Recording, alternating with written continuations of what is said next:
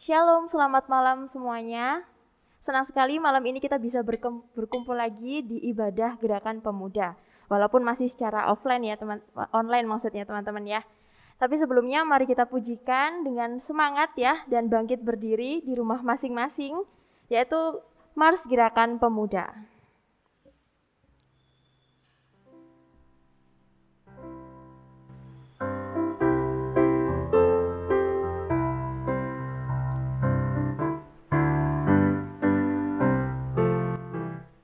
Di dalam iman percaya pada Kristus Tuhan, kami pemudi dan pemuda melayaninya.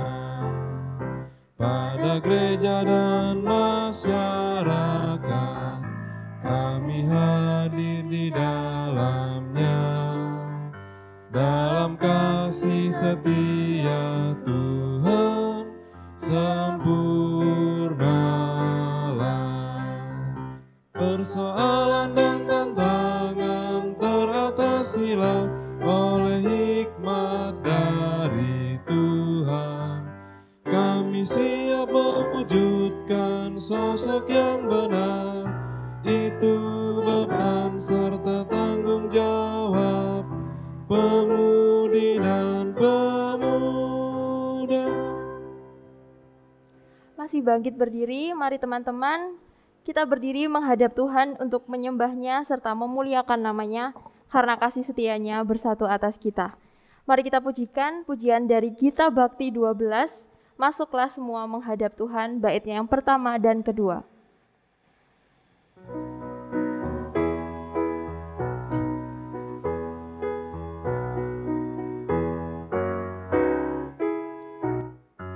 Masuklah semua menghadap Tuhan, sujud di hadirat-Nya. Marilah rendahkan diri dan hati di hadapan tahtanya. Dalam kekudusan dan kebenaran, sujudlah kepada-Nya. Muliakan Tuhan, sorak sukacita, kini dan selamanya. Bait 2. Bukalah hatimu, minta Roh Kudus menerangi jiwamu. Buanglah semua angku dan sombong dan mengaku dosamu.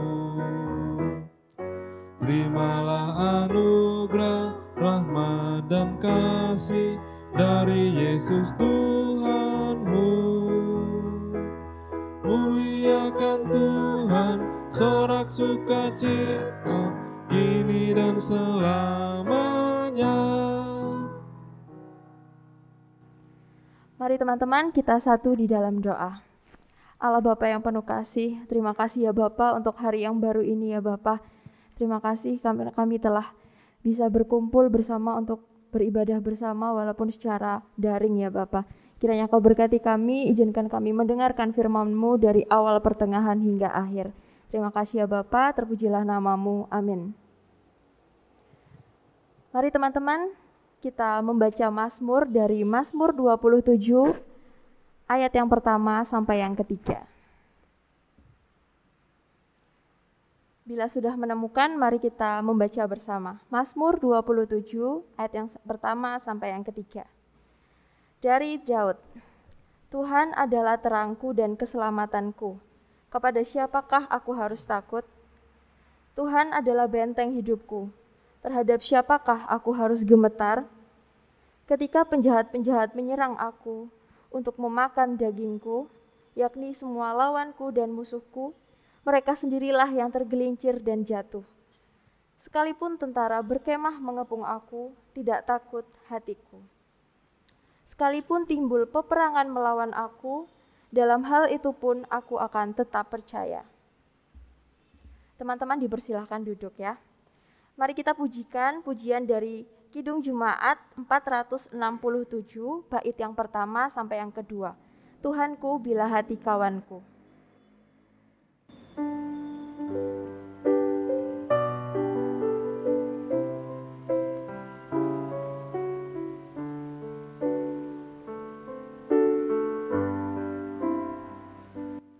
Tuhanku bila hati kawanku terluka oleh tingkah ujarku dan kehendakku jadi panduku, ampunilah.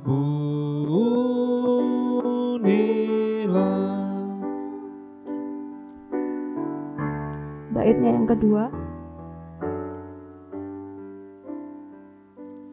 Jikalau tuturku tak semena dan aku tolak orang berkesah, pikiran dan tuturku bercela, ampunilah.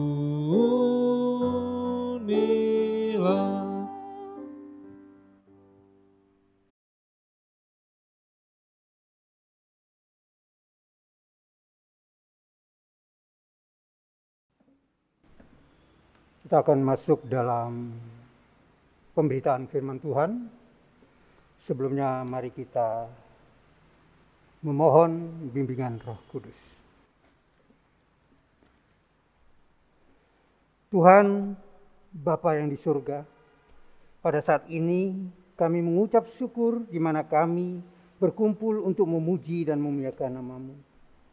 Dan saat yang kami nantikan saat ini adalah di mana kami akan mendengarkan sebagian dari firman-Mu.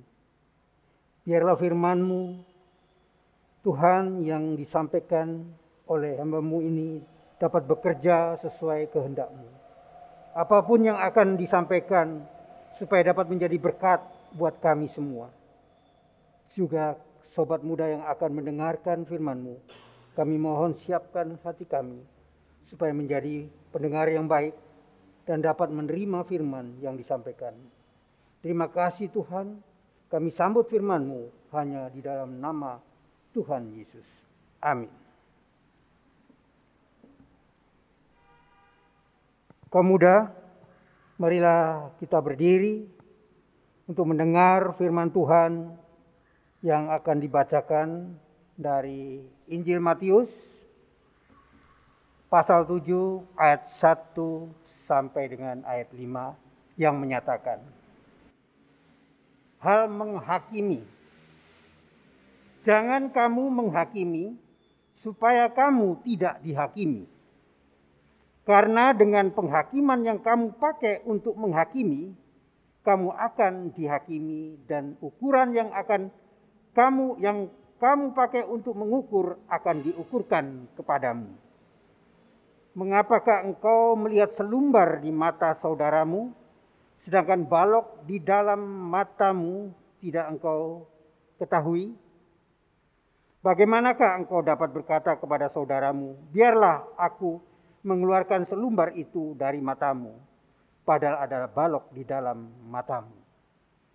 Hai orang munafik, keluarkanlah dahulu balok dari matamu, maka engkau akan melihat dengan jelas untuk mengeluarkan selumbar itu dari mata saudaramu.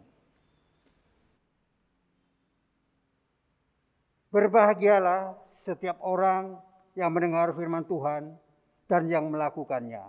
Haleluya. Haleluya, haleluya, haleluya. Silakan duduk kembali.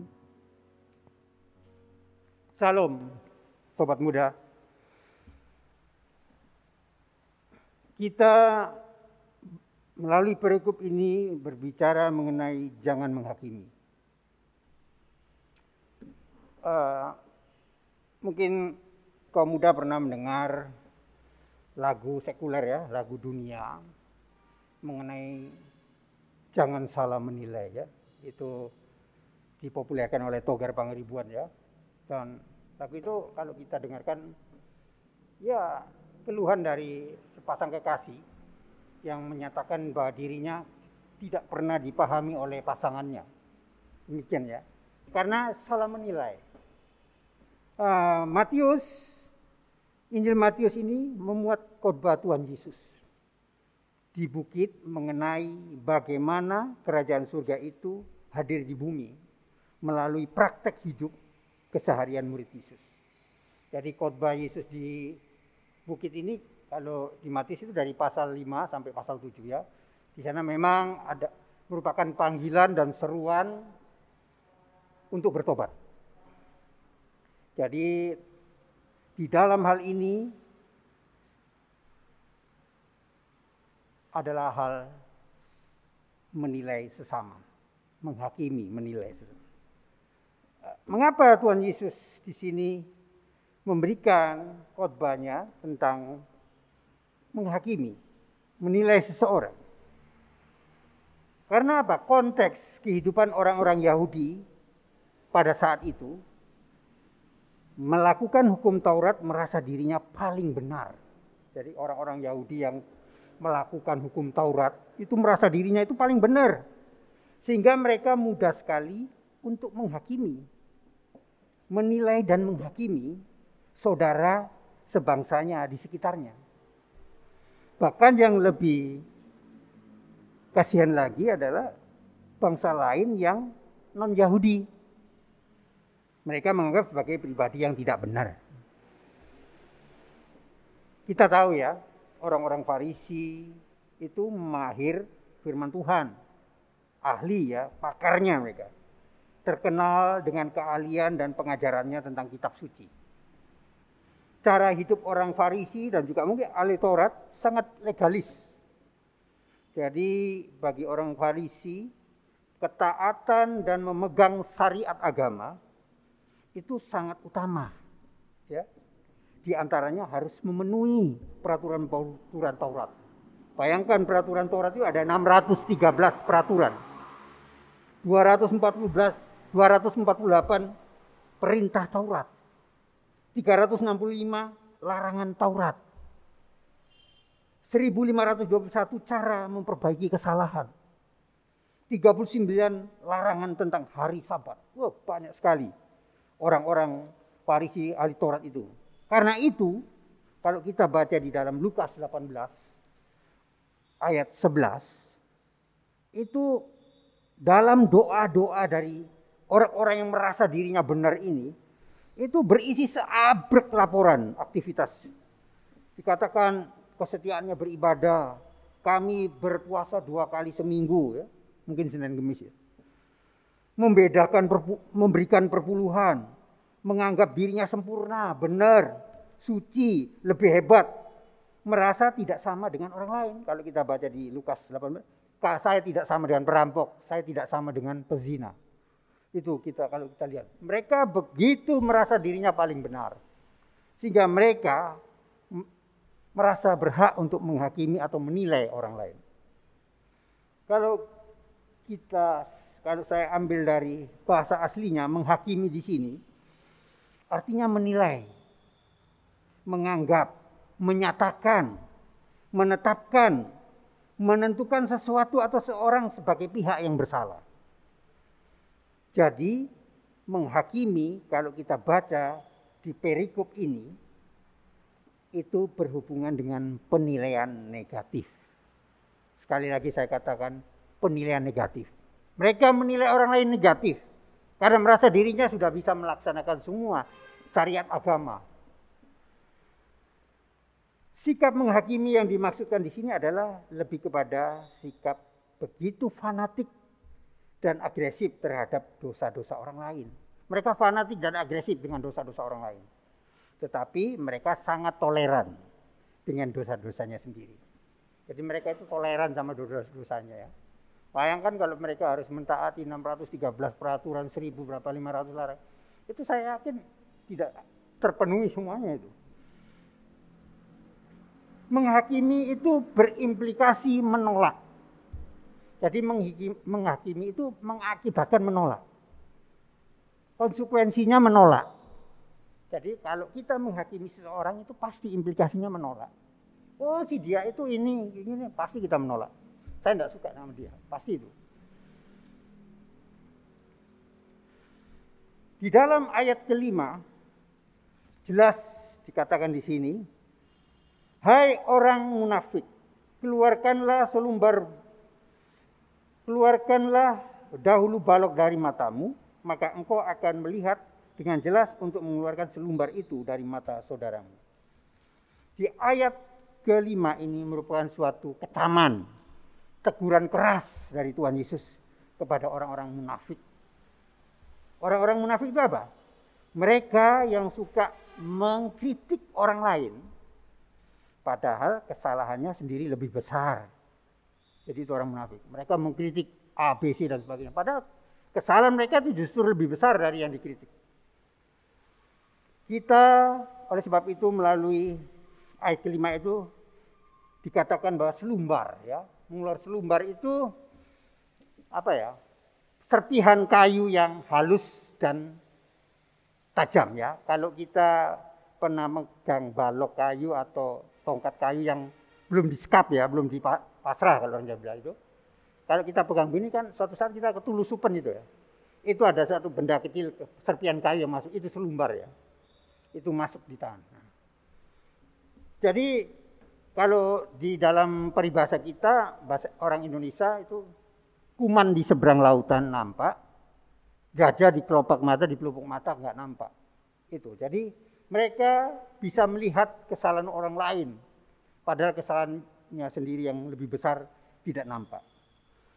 Jadi maksud dari ayat dari perikop ini dikatakan dalam kecamannya bahwa kita yang semula memandang orang lain dengan penuh prasangka, dengan curiga atau dengan sebelah mata, sekarang kita memandang dengan penghargaan.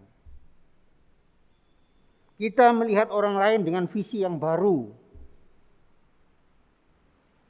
Kita tidak menghakimi orang lain sebagai sasaran kebencian, sasaran kedengkian atau iri hati. Kita tidak menghakimi orang yang berorientasi religius yang berbeda, ya. Seringkali kita menghakimi orang yang berorientasi religius yang berbeda, agama yang lain. Kita menghakimi. Atau kita menghakimi orang yang mempunyai ideologis yang berbeda. Atau kita juga menghakimi orang yang mempunyai seksualitas yang berbeda. Macam-macam. Nah, oleh sebab itu, kita dituntut untuk apa? Untuk bisa menerima orang lain. Untuk bisa menerima orang lain sebagaimana apa adanya, sebagaimana adanya, bukan sebagaimana yang kita inginkan.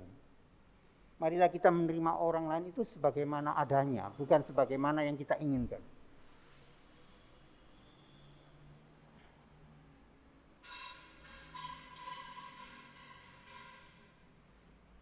Oleh sebab itu, mungkin saja, ya, di antara orang-orang yang dekat dengan kita itu, orang-orang itu sangat cerewet, suka ngomel, suka marah-marah, bahkan nggak tahu terima kasih, mendendam, mudah putus asa. Itulah perasaan dan keadaan mereka, perasaan mereka itu. Jadi jika kita mau menerima orang itu, maka perasaan yang terburuk sekalipun harus kita sikapi dengan serius. Jadi itulah apa yang ada orang di sekitar kita, seperti saya katakan, cerewet, mudah marah dan sebagainya, itulah perasaannya, keadaannya. Jadi kita harus menerima orang itu seburuk apapun perasaannya dengan sikap yang serius. Sobat kaum muda yang dikasihi Tuhan Yesus, setiap hari kita akan berhadapan atau berurusan dengan yang namanya nilai menilai, ya. Mulai dari bangun tidur sampai kembali nanti ke pembaringan malam, kita akan diperhadapkan dengan persoalan, dengan hal nilai-menilai. Kita terus memberi penilaian terhadap sesuatu atau terhadap seseorang. Ya, tentu saja hasilnya yang menentukan pilihan kita, keputusan dan sikap kita. Kalau kita salah menilai, dapat berakibatkan salah dalam mengambil keputusan dan juga salah bersikap pula di dalam kehidupan kita. Kalau begitu kan pertanyaannya, gak usah menilai dah. Itu kan privasi mereka, urusan mereka. Tidak mungkin, saudara, kaum muda. Kita memang harus bergaul dengan mereka. Kita harus bermasyarakat dengan mereka. Kita harus bersosialisasi dengan mereka. Itulah kehidupan, itulah hidup ini. Kita bergaul. Makanya di dalam pergaulan, dalam kita bersosial, bermasyarakat itu akan terjadi hal nilai-menilai. Penilaian atau penghakiman tidak terhadap sesama saudara itu seiman itu harus dilakukan dalam kerangka kasih Kristiani. Jadi bukan termotivasi oleh semangat balas dendam, kebencian dan iri hati. Jadi itu dalam kerangka kasih Kristiani. Atau kita menghakimi menilai seseorang itu dalam kerangka kasih yang membangun serta menguatkan. Tujuannya apa? Membawa saudara-saudara kita kepada kebenaran dan lalu mereka akan memuliakan nama Tuhan. Jadi itulah makanya seorang sastrawan Rusia ya, Tolstoy ya, seorang moralis, seorang anarkis Kristen, dia mengatakan banyak sekali orang berambisi untuk mengubah dunia. Banyak sekali orang berambisi untuk mengubah orang lain. Tetapi sangat sedikit atau mungkin tidak ada orang yang mau mengubah dirinya. Jadi itulah kenyataan di dalam kehidupan kita. Penilaian-penilaian yang berdasarkan penilaian yang negatif terhadap seseorang itulah sering terjadi di dalam hubungan kita dengan sesama kita. Jadi sobat kaum muda, landasan pemikiran kesimpulan dari perikop ini apa? Premisnya itu apa? Landasannya apa? Bagaimana? Landasannya adalah bagaimana kita bisa menilai orang lain. Diri kita sendiri belum dinilai. Kan begitu. Bagaimana kita mau bisa menolak orang lain? Allah Bapa yang di surga itu menerima mereka. Itu landasannya begitu. Kita menilai orang lain, kita sendiri belum dinilai. Kita menolak orang lain, Bapa di surga, Allah, Tuhan kita itu menerima mereka. Oleh sebab itu marilah kaum muda dalam kita hidup di dunia ini, kita tidak semudah itu untuk menilai berdasarkan negatif dengan landasan negatif terhadap seseorang. Kita bisa menilai. Bukan berarti kita membatasi nalar kritis kita, membatasi pengetahuan tentang yang benar yang jahat, tidak. Artinya kita harus menilai orang itu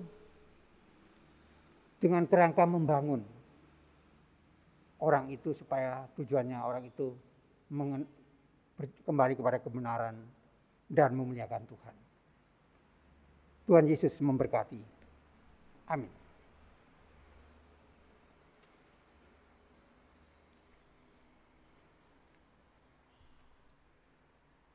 Mari kita respon firman Tuhan dengan Kitab Bakti 69 bait 1. Ku mulai dari diri sendiri.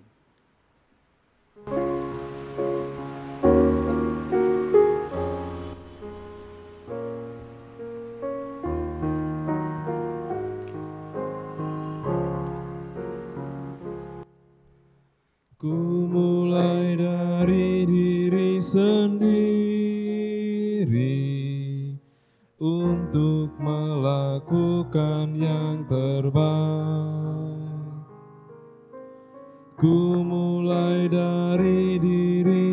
sendiri, hidup jujur dengan hikmat Tuhanku. Tekadku Tuhan, mengikut-Mu selama hidupku, berpegang teguh kepada iman dan percayaku. Akan ku mulai dari diriku, melakukan sikap yang benar, biarpun kecil dan sederhana, Tuhan dapat membuat jadi besar. Kita masuk dalam pokok-pokok doa sapa. Allah yang adalah sumber kasih, terpujilah Engkau yang senantiasa memelihara dan menjaga kami. Ya Bapa, sekali lagi kami mau menyerahkan kaum muda ini ke dalam tangan-Mu, di dalam pendidikan mereka, baik yang masih sekolah dasar, SMP, SMA, maupun yang ada di bangku kuliah. Juga kaum muda yang ada di dalam sudah memasuki pekerjaan Tuhan, dunia kerja Tuhan. Biarlah Tuhan akan menyertai dan menolong mereka Tuhan. Di tengah-tengah pandemi COVID dan sedang diberlakukannya PPKM darurat ini Tuhan, di mana segala aspek kehidupan ini dibatasi Tuhan. Bahkan untuk pekerjaan-pekerjaan yang non-esensial pun dikerjakan dari rumah, work from home. Oleh sebab itu Tuhan, tolonglah bagi kaum muda ini Tuhan, sehingga mereka dalam meniti masa depan dan dalam pendidikannya, Tuhan menyertai mereka, memberikan hikmat mereka, memberikan kekuatan dan penyertaan Tuhan. Tuhan Yesus, sehingga mereka bisa mencapai apa yang dicita-citakan sesuai dengan kehendak-Mu. Juga di dalam pekerjaan mereka Tuhan memberkati, berikan mereka kekuatan, kesehatan dalam menjalani tugas pekerjaan mereka Tuhan. Tuhan Yesus, kami juga berdoa buat kaum muda yang saat ini juga dalam upaya untuk menjadi teman hidup. Biar Tuhan sendiri akan menuntun mereka, sehingga dalam menjalani tujuan mereka untuk bisa mendapatkan seorang pendamping hidup, biar Tuhan sendiri memberikan mereka hikmat dan sesuai dengan kehendak-Mu Tuhan. Kami juga berdoa buat orang tua mereka Tuhan, yang bersusah payah untuk membiayai mereka dalam pendidikan mereka, memelihara mereka, merawat mereka Tuhan. Berikan mereka kesehatan, kekuatan, sukacita, damai sejahtera Tuhan dalam kehidupan orang tua mereka Tuhan. Juga kami mau menyerahkan bangsa dan negara kami yang saat ini sangat terpuruk karena kondisi pandemi ini Tuhan, di mana tingkat kematian semakin meningkat Tuhan. Kematian akibat COVID ini Tuhan semakin meningkat, sehingga banyak sekali terjadi hal-hal yang di luar pemikiran kami, baik itu kekurangan tabung oksigen, kekurangan fasilitas untuk merawat mereka. Tuhan, tolonglah Tuhan, kiranya Tuhan akan menolong orang-orang yang berkompeten di dalam pemerintahan Tuhan, baik dari atas sampai ke bawah Tuhan, sehingga mereka betul-betul mempunyai satu keyakinan dan penyertaan Tuhan untuk melaksanakan tugas mereka dengan takut akan Tuhan. Kami juga berdoa buat kaum muda yang saat ini tidak bisa hadir oleh karena kesibukan atau keadaan mereka yang mungkin tidak memungkinkan untuk bisa hadir atau hal-hal lain. Tuhan tolong lawat mereka Tuhan, jenguk mereka Tuhan, kuatkan mereka, teguhkan mereka Tuhan, untuk tetap setia di dalam persekutuan-persekutuan doa. Kami juga mau menyerahkan buat program GP ini bisa berjalan sesuai dengan rencana yang ada untuk kemuliaan nama Tuhan. Tuhan, kami juga berdoa buat ibadah sepekan yang akan datang, baik itu ibadah-ibadah pelekat, ibadah-ibadah di gereja induk secara daring. Tuhan tolong, sehingga ibadah ini tetap berlangsung walaupun dengan segala keterbatasannya Tuhan. Kami juga berdoa buat pelayan ibadah GP yang saat ini sudah melayani Tuhan, baik itu pemandu lagu, organis, liturgos. Tuhan tolong mereka dalam pelayanan mereka sebagai kaum muda Tuhan, jika mereka tetap melaksanakan tanggung jawab mereka, tugas mereka dengan rasa ketulusan dan takut akan Tuhan sebagai kaum muda Tuhan. Supaya kami serahkan semuanya ini ke dalam tangan kasih Tuhan. Pelihara kami di dalam nama Tuhan Yesus Kristus, Tuhan dan Juru Selamat kami yang telah mengajar kami berdoa. Bapa kami yang ada di surga, dikuduskanlah namamu, datanglah kerajaanmu, jadilah kehendak-Mu di bumi seperti di surga. Berikanlah kami pada hari ini makanan kami yang secukupnya, dan ampunilah kami akan kesalahan kami, seperti kami juga mengampuni orang yang bersalah kepada kami. Dan janganlah membawa kami ke dalam pencobaan, tetapi lepaskanlah kami daripada yang jahat.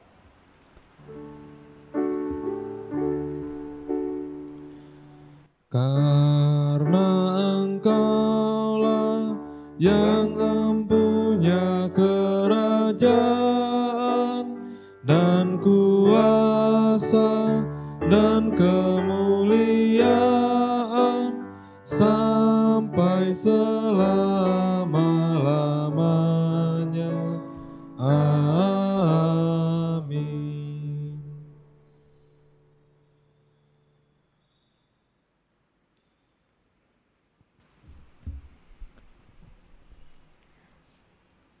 Teman-teman, marilah kita mengucap syukur kepada Tuhan dengan memberi persembahan kepadanya. Ingatlah firman Tuhan dari Roma 11 di ayatnya yang ke-36 yang menyatakan, sebab segala sesuatu adalah dari Dia dan oleh Dia dan kepada Dia. Bagi Dialah kemuliaan sampai selama-lamanya. Tuhan memberkati teman-teman dan persembahan teman-teman. Mari kita nyanyikan pujian dari Kidung Jumaat 302, baitnya yang pertama dan kedua, Ku Beri Persembahan.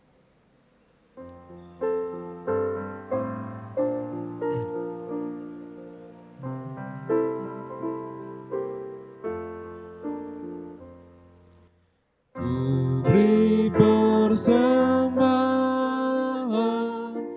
pada Tuhanku, sambil puji Yesus, Juru Selamatku.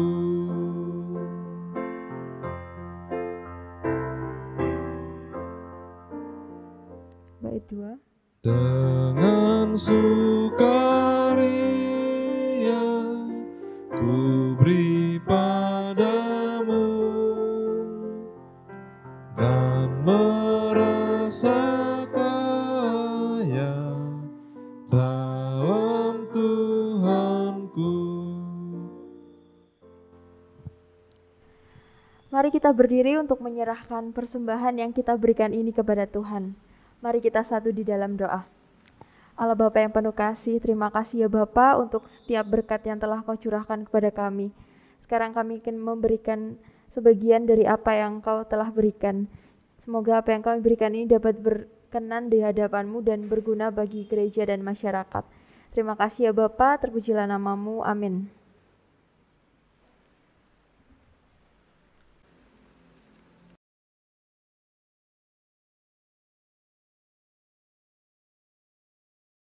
Kaum muda, kembalilah dalam kehidupanmu sehari-hari dan lakukanlah firman yang telah kalian dengar. Kita Bakti 69 ayat bait yang kedua.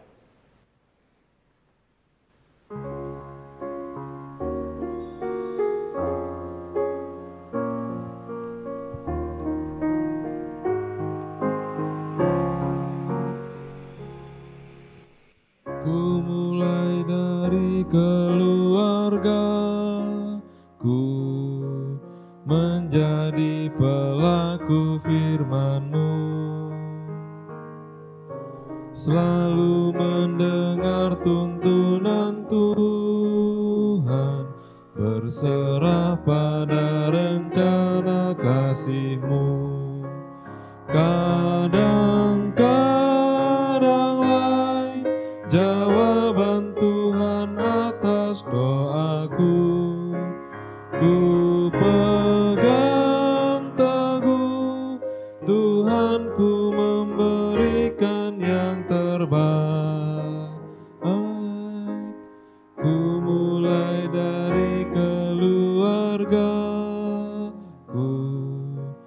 hidup memancarkan kasih-Mu. Walau ku lemah dan tidak layak, kuasa Tuhan menguatkan diriku.